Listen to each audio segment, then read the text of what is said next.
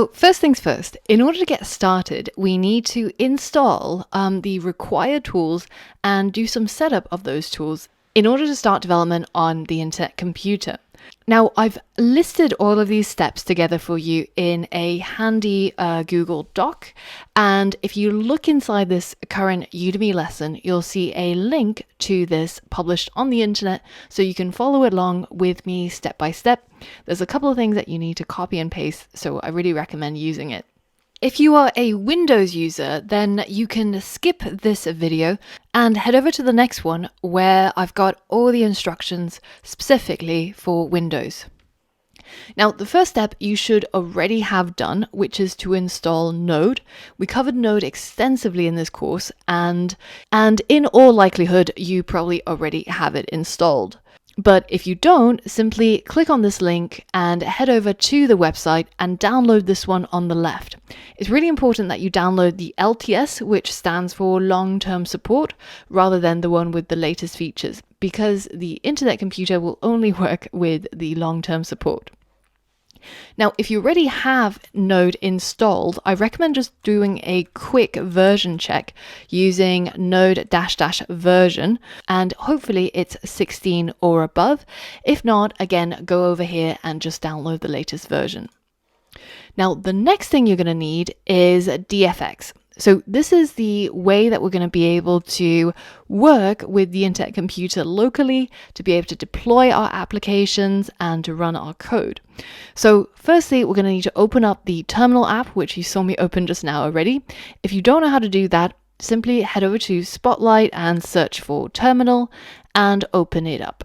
Now, we're going to copy this command wholesale as it is, and be careful that you don't drop any of these double quotes at the end or anything. Just select it in its entirety. And then I want you to paste this as an entire line into your terminal and hit enter. Now, the installation process will take a little while, but once it's done and your DFX is successfully installed, you'll be able to check and confirm this by writing DFX -- version, and it should give you a version of 0.9.3. Now, the final thing you need to do is to download the latest version of VS Code if you haven't already. And this is a popular code editor, and we're choosing VS Code in this case because it has the tooling to work with Motoko and to be able to develop for the internet computer. So just go ahead and download and install if you haven't already got it. Now, the final step in all of this setup is to install the Motoko VS Code extension, and you can either do that by searching for it inside VS Code or simply heading over to this link that I've got for you, clicking install, and it should take you straight through to VS Code where you can install it. Just make sure that if you are searching for the extension, that you actually got the one that is called Motoko from the Dfinity Foundation, because there's quite a few other ones that are named in a similar fashion. But there you have it. You're now ready to build your very first internet computer application, our testing ground, our Hello World app. But the first thing we're going to do before we get started is to create a dedicated project folder. So what I've got is something called IC project, Internet Computer Projects, in my files. And it's really handy to have this so that you can keep all the projects in the same place and keep it nicely organized. So I recommend going to your desktop, hitting the command button and hitting the up button in order to get to your user's root folder. And you can create the new folder IC projects right here. Now, once you've created your folder, I want you to go ahead and open up Terminal. And we're going to navigate to that new folder by writing cd space and then dragging that folder into the terminal and hitting enter. Now we're inside this project folder where we're going to run that command that you see here. So I'm just going to copy it wholesale and then paste it into my terminal and hit enter. Now it's going to go through the process of creating a new internet computer project, which comes by default with some sample code, and it functions as a Hello World project.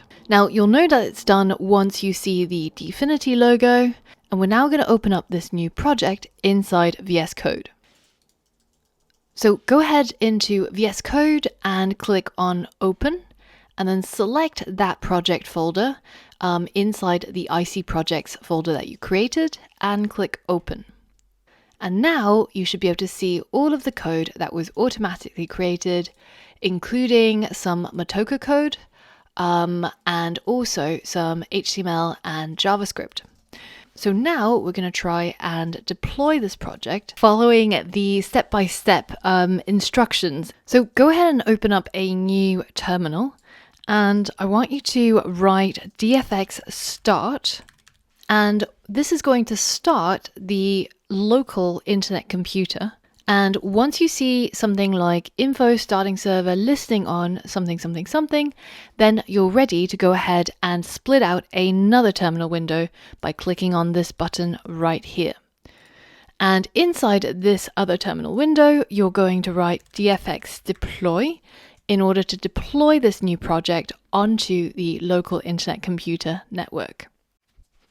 Now that's going to take just a little while, but once it's done, you can go ahead and run npm start to start your server. And if you scroll up, it actually tells you where your project is running. So you can copy this URL and paste it into your browser in order to see your brand new internet computer dApp. So you can enter your name here and click on the button, and it should greet you by your name.